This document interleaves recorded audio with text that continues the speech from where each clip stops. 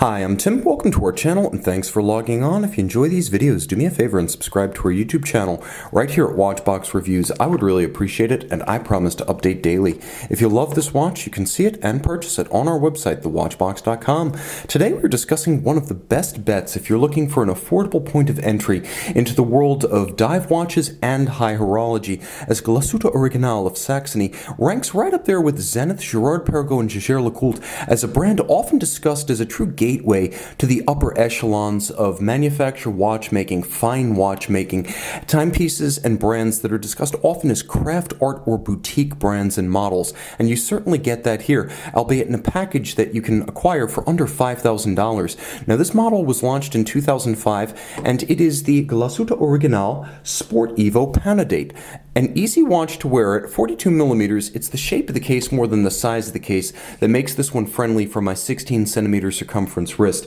You can see that it's 51.7 millimeters lug to lug, but look at the shape of the case. It arcs around the wrist. It doesn't flare out. That's one of the reasons it wears well on a wrist as small as 14.5 centimeters circumference. It's not as thick as it appears. It looks chunky, but it really isn't terribly thick. At 13.7 millimeters, it'll fit underneath most cuffs, including shirt sleeves and dress cuffs. The spacing between the lugs is 20 millimeters, but I encourage you to use this factory bracelet because it is one of the best sports watch bracelets I have ever encountered, and I've seen them all. Now let's talk about what makes it special.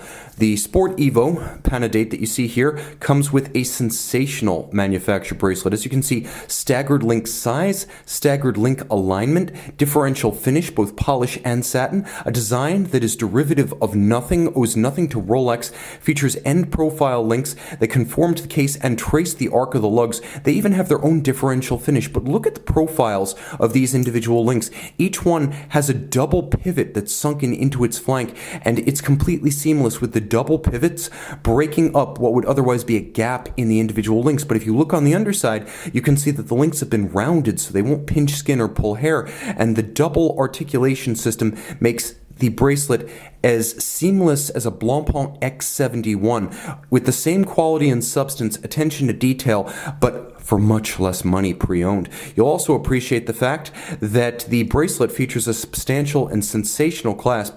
It is articulated with fluted facets as well as satin and polish. It features twin trigger deployment action, so deployment action that only opens when you want it to. You must depress both triggers, but what appears to be a logo at first glance is actually a trigger in its own right that allows you to slide incrementally the clasp so you can pull it all the way out for a dive extension, or you can make small 1 millimeter changes, and you can see it's a very substantial rack-based system with a lock that's released by the trigger.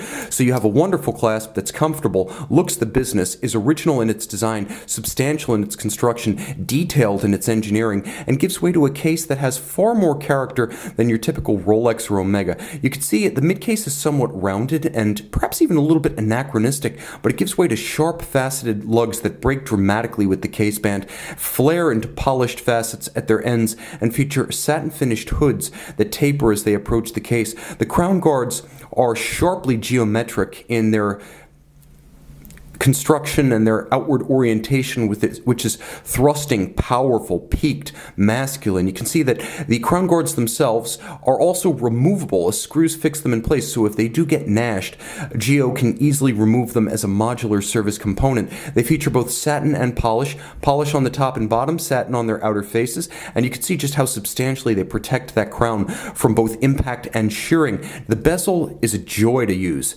It feels good. It sounds good. Take a listen. That's like big caliber belt-fed automatic right there. Sharp, crisp, with enough of a detent that it's not going to move accidentally, but it also moves easily enough with a sharp and deep outer knurling that if you were using this when your hands are wet, sweaty, and gloved, you'd have no problem. Geo in the pre-ceramic days launching this watch, reasoning that an anodized aluminum insert looks cheap. So like Rolex, they used a soldered in place full metal insert with polished and relieved numerals and hashes, as well as a blasted base for contrast. The dial has a great deal of character and quality. As you can see, it features a sloped ray-hot outboard with a satin metallic finish and a downward step featuring red minutes. You'll also appreciate the fact that the hour track features all applique diamond polished and faceted indices, but then there is a concentric circular grain, almost like a racetrack underneath the individual indices. You can see the channels of that grain running all the way around, bounding a spectacular sunburst center. Note that the hands are polished. There is a red tip to the counterweighted, and I should say Geo logo counterweighted needle seconds hand, and there is a faceted aperture for the Panorama, the namesake of the model, which features a quickset. Unlike many Geo watches which have an external pusher adjuster, this one uses an in-crown quickset. Hacking seconds, quickset date, by the way, there are two versions of this dial. The original ran from about 2005 to early 2007. This twin line red print that says Evolution, this was the later dial. This is the one from roughly March, April 2007 onward. So if this doesn't square with photos you've seen elsewhere, there were two different generations of dial. Now turn it all over. Here's something you don't get in a Submariner. A craft movement, a manufacturer caliber, hand decorated and visible. Rolex will give you a manufacturer caliber, but you won't see that for what you've paid. Water resistant down to 200 meters. You can see right here the GUB caliber 39-41. Automatic winding, 42-hour power reserve, stop seconds, quick set date. It features a 28 8-beat rate, so 8 beats per second. The movement, nicely decorated, features a black polished swan's neck fine adjustment mechanism on the balance, as well as a hand-finished double spiral to the reduction wheel. All screws black polished, and you can see linear stripes, we're not going to call them Côte de Genève in Germany, across the rotor, skeletonized, as well as the bridges. There is an engine-turned perlage on the base plate, and you can see a 21-karat gold winding mass, not 18-karat and certainly not tungsten for the rotor itself. A handsome and unusual diver, a wonderful point of entry into high horology, and the answer to the question, I love divers, but how do I get one that's not a generic Rolex knockoff or a Rolex? The answer lies within this viewfinder. See it and make it yours on the Watchbox. Glashutte Original, Sport Evolution, and as you can see, there is a luminescent pearl on the bezel.